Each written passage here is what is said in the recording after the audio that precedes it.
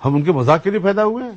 مجھ جیسا معتدل آدمی، مجھ جیسا سب کے ساتھ چلنے والا آدمی، سب کو اکٹھے ساتھ چلانے والا آدمی، ان کو آپ نے اتنا ناراض کر دیا، اتنا مایوس کر دیا ہے کہ وہ اب اس پورے سسٹم کو خربات کہہ رہا ہے. اور مولانا صاحب، جب تک یہ عملی جامہ اور ایک ڈائریکشن آپ کی جنرل کاؤنسل نہیں دیتی، یہ جو تحریک آپ نکالیں گے یہ دھرنوں کی صورت ہوگا، اسمبلیوں کے باہر بیٹھیں گے، الیکشن کمیشن کے باہر بیٹھیں گے؟ کوئی بات میں آپ سے اس بارے میں نہ کرنا چاہتا ہوں سر. 3 سال آپ لوگوں نے اپنی اسٹرینتھ دکھائی ہے. میں یہی تو کہہ رہا ہوں کہ ہم نے تو اسٹیمنا تو ہے، مگر ملک اس کا متحمل نہیں ہے. لیکن ہم نے فوراً نہیں شروع کیا، ہم نے پوری حکمت کے ساتھ شروع کیا، تدریج کے ساتھ شروع کیا، وقت کے ساتھ شروع کیا. آج میں فوراً آپ کے سامنے کہہ دوں میں نے یہ کرنا ہے وہ کرنا ہے، میری پارٹی کا فیصلہ ہوگا.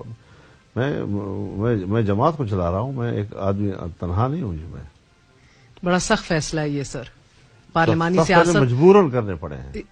مجھ جیسا معتدل آدمی، مجھ جیسا سب کے ساتھ چلنے والا آدمی، سب کو اکٹھے ساتھ چلانے والا آدمی، ان کو آپ نے اتنا ناراض کر دیا، اتنا مایوس کر دیا ہے کہ وہ اب اس پورے سسٹم کو خربات کہہ رہا ہے.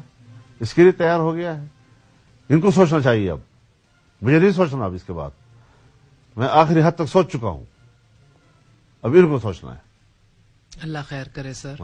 امید یہی ہے کہ آپ پارلیمانی سیاست کا حصہ بھی رہیں اور اپنا پرسہ بھی ڈالیں اس کے مسائل کے تدارک کا اور حل کی طرف، بیکاز ملک اس کا متحمل. ہمارے خلوص کا مذاق اڑایا گیا، ہمارے حب الوطنی کا مذاق اڑایا گیا ہے، ہماری جمہوریت کے ساتھ کمٹمنٹ کا مذاق اڑایا ہے انہوں نے. جی ہم ان کے مذاق کے لیے پیدا ہوئے ہیں؟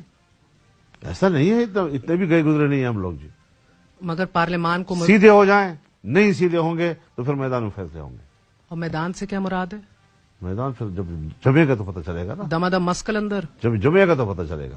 ایسا نہیں ہے کہ ہم نے کوئی ہتھیار ڈالے ہوئے ہیں. جی اور میں ریکارڈ پہ کہہ رہا ہوں آپ کے سامنے، اور یہ ریکارڈ ہو رہی ہیں اور آپ نے وائرل کرنی ہے. خبردار اس میں کوئی آپ نے وہ کیا، کٹ کیا تو. جی میں پوری ذمہ داری کے ساتھ بات کر رہا ہوں.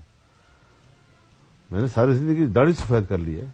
کالی داڑھی کے ساتھ آیا تھا، ایک سفید نہیں تھا میری داڑھی میں، اور اب ایک سفید کالا نظر نہیں آ رہا ہوگا. 27 سال کا تھا، 72 سال کا ہو گیا ہوں. ان سے تبدیل ہو گئے.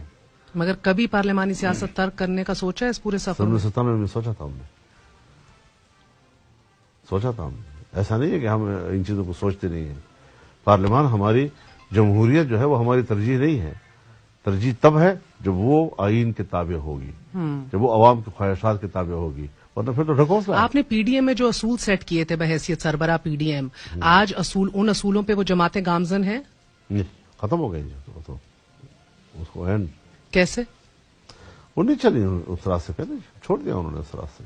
کیا کیا سوچا چھوڑا اسپیسیفکلی جو آپ کو نظر آتا ہے آج؟ کیونکہ پرانی بات تو نہیں ہے، میثاق جمہوریت نہیں ہے جس کو ایک دہائی گزر گئی ہو، اس سے زیادہ گزر گئی، تو کل کی بات ہے. نہ کوئی میثاق جمہوریت ہے، نہ کوئی میثاق معیشت ہے، نہ اس میں کوئی منصوبہ بندی ہے ملک کے اندر. کچھ بھی تو نہیں ہے. بس جس طرح وہ چاہیں گے اس طرح وہ چلیں گے. مگر کل بات کی ہے شہباز شریف صاحب نے کہ ایک چارٹر آف ریکنسیلیشن کی ضرورت ہے.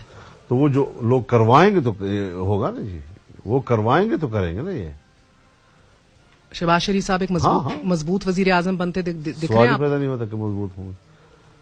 مضبوط تو ہم نے ان کو کرنے کی کوشش کی، اس میں وہ کامیاب نہیں ہو سکا. ہم پر سارا نزلہ گر گیا اس کا. لوگ ہمیں کہتے ہیں جی آپ نے مہنگائی ختم نہیں کی، آپ نے معیشت جو ہے وہ ٹھیک نہیں کی، تو اس لیے لوگوں نے آپ کے خلاف فیصلہ دے دیا. تو میں نے کہا یہ فیصلہ پنجاب میں دیتے نا ان کے خلاف، حکومت تو وہ چلا رہا تھا. پھر اس پارٹی تھی دوسرے نمبر پر، تو اس کے خلاف فیصلہ ہوتا نا. جی تو یہ ہم ہی نشانہ بن گئے اس چیز کے.